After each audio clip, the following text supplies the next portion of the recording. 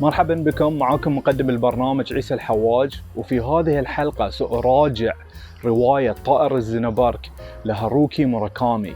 هناك بعض الروايات التي أحيانا نقرأها مبكرا ولسبب ما أو آخر لا تعجبنا، ولكننا في نفس الوقت لا نستطيع نسيانها، فتبقى راسخة في الذاكرة كأغنية مزعجة قررت أن تنهي رحلتها في رأسك.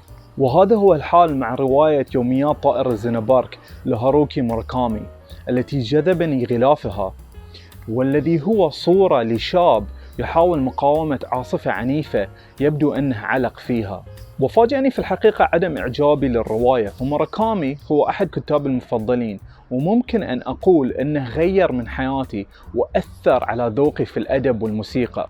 ولكن في هذه الرواية عندما قرأتها لأول مرة بالإنجليزية في فترة الجامعة، وجدت خيوط كثيرة تحبك في نفس الوقت، وعلى القارئ أن يستوعب النمط التي هي في صدد تشكيله.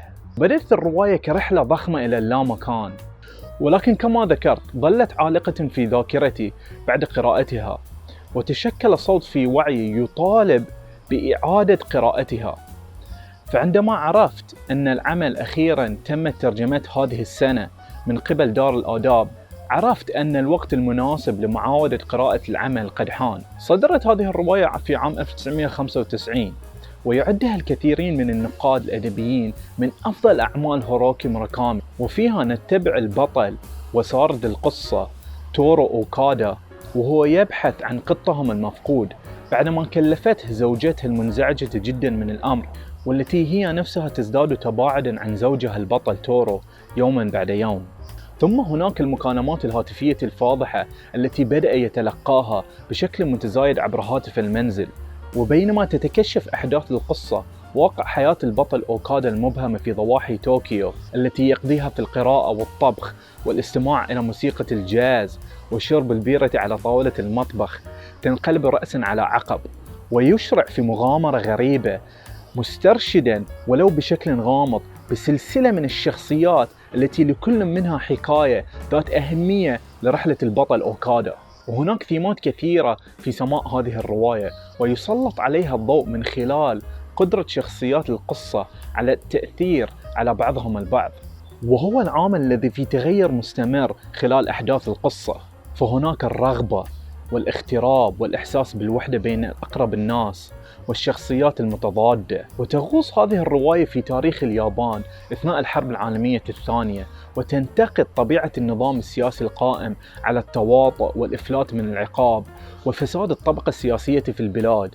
وبعد الحرب لا أحد يحاسب فعلا على الجرائم التي ارتكبت خلالها، بل مهندسي هذا العنف الذي فنى فيه الملايين من الجنود اليابانيين، والذي تلمح الرواية أن في بعض الأحيان قد قام بالتضحية بهم لجعل من الاستحالة التأكد من أين أتت الأوامر لارتكاب بعض الفظائع التي قاموا بها الجنود أثناء الحرب.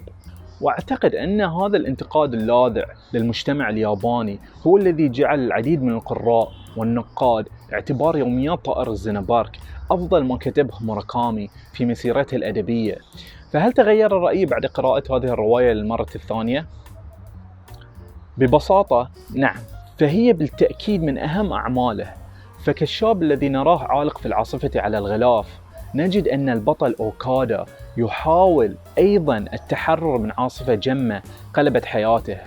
وأعتقد أن الكثيرين سيتعاطفون مع محنة البطل والشخصيات الأخرى في الرواية، وسينسحرون بعالم موراكامي المسكون بالقطط وموسيقى الجاز، إذ وضعوا ثقتهم في الكاتب وقدرته على ربط خيوطه المترامية في نهاية المطاف. وإذا أعجبكم هذا الفيديو لا تنسوا الضغط على اللايك بutton والاشتراك في القناة ومشاركة هذا الفيديو مع أي أحد تعتقدونه محب للأدب أو عنده هذا الاهتمام. كان معكم عيسى الحواج من المنامة، إلى اللقاء.